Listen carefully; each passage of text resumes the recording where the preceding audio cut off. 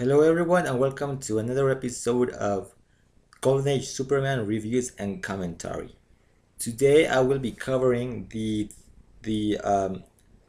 Superman story from Action Comics number 3, where Superman teaches a mine owner, a greedy mine owner, a lesson. Uh, so uh, this be here the cover with not without you know with no Superman in it. As I mentioned before, Superman doesn't get the shows up sporadically within the first year, but it was then a little over at the first year around issue, I believe issue 19, was when he became the continuously appearing on the cover. So, anyways, this story starts with a mine collapsing. So a miner gets trapped, and so Superman rushes out to the mine to rescue the poor miner. But instead of going in as Superman, he actually ends up dressing up as a miner. Here he is as he pretends to crash and fall, but alas, he's okay. So this, like I mentioned before, is very typical of these early issues where Superman doesn't necessarily show up as in his uniform, in his costume, but sometimes just goes undercover uh, as himself, or sometimes using this very rare power of muscle control, and so he can change the way he looks. So he goes just as a miner, finds actually a rescue team, which also were overcome by gas. So he rescues them as well. Then saves a trapped miner, which he uses the cable from the elevator to go out of the mine and disappears. And then as Clark Kent, he reports the news and gets a statement from the miner, Stanislav Kober, Bradley Heard. And this is where Superman says, I represent a powerful newspaper. No name for the newspaper, just that. And so the miner tells Clark that he had reported that there weren't enough safety features. That there were dangerous conditions, that there was no real security, but the miner has a family, so he continued to work despite the risks. So Clark then decides to visit the owner of the mine, Thornton Blakely, and he tells him that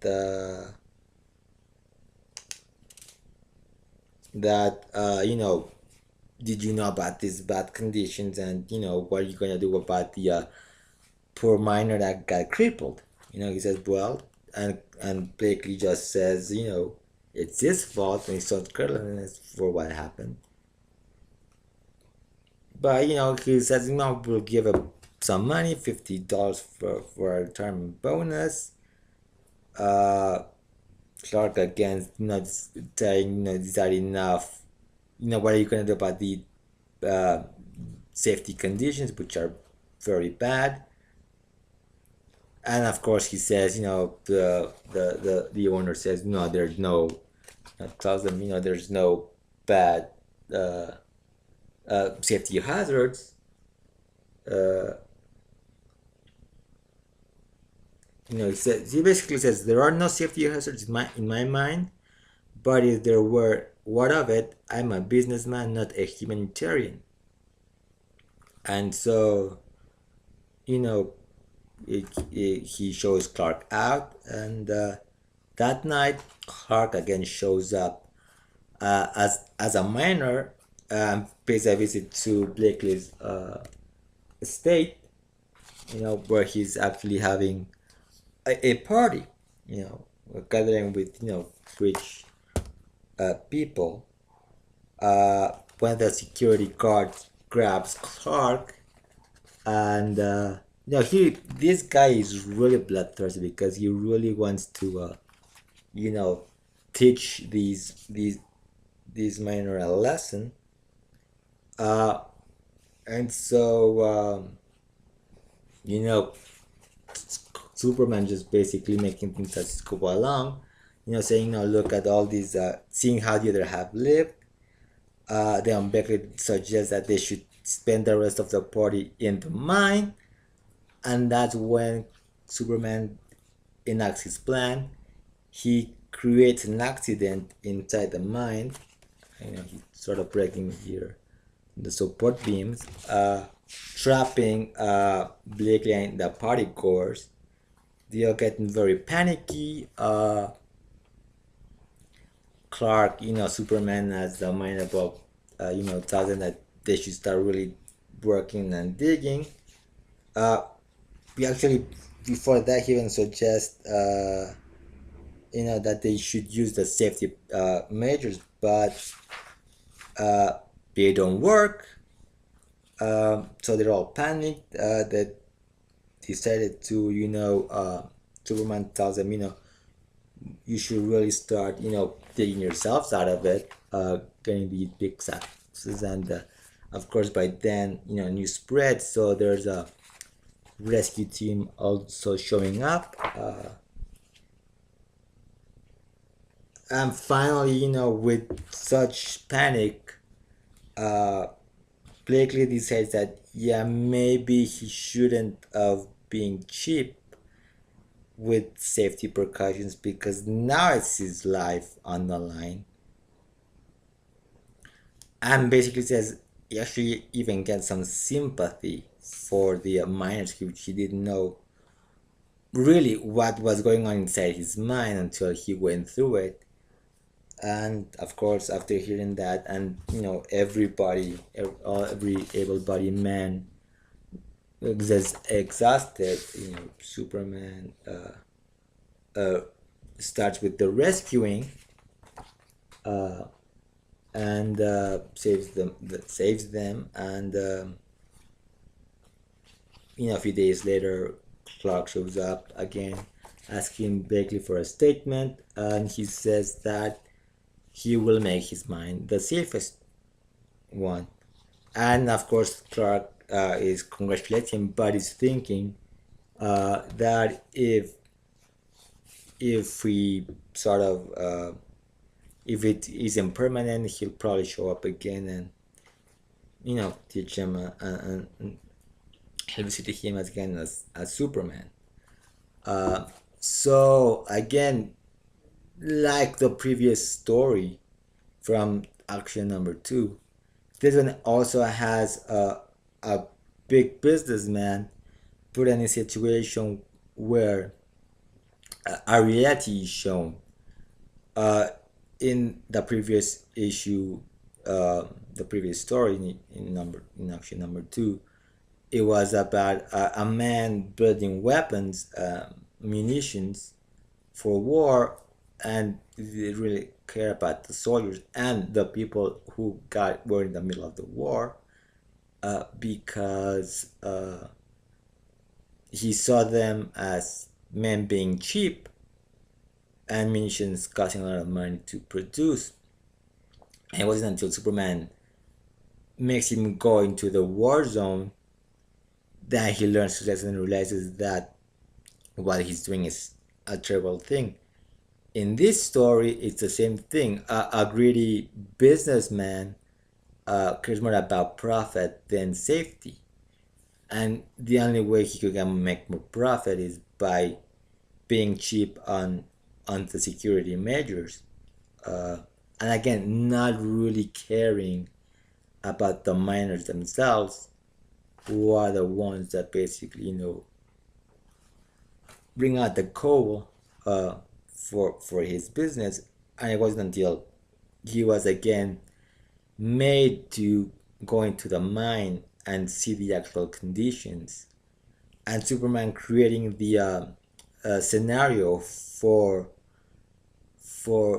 this man to repent and understand what was going on, that he finally learns his lesson and decides to, invest in safety for the miners, because again he finds himself in a situation that he wasn't really aware of, and frankly didn't even care until he was made to care. So again, these sort of early stories,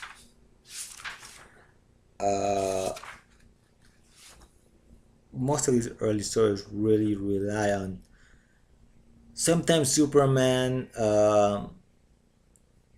sort of forcing things so that people, especially when it comes to big businessmen, who seem to not care about their workers, are forced to, or people in general, are forced to sort of, be brought into a reality they really didn't know much about. The only reality for them was, making money, and despite who, despite making money, not caring who they were stepping over. Is the word. So yeah, that's a really cool. It's a little fun story, with a heart as well.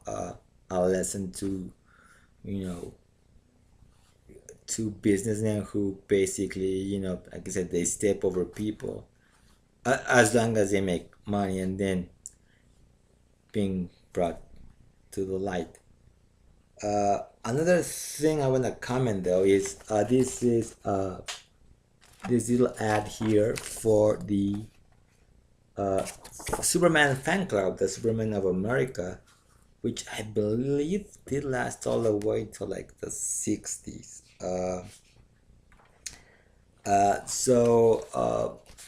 I did mention a while back, when I was showing that Tom Strong comic, that Tom Strong had like a fan club called the Strongmen of America or something like that.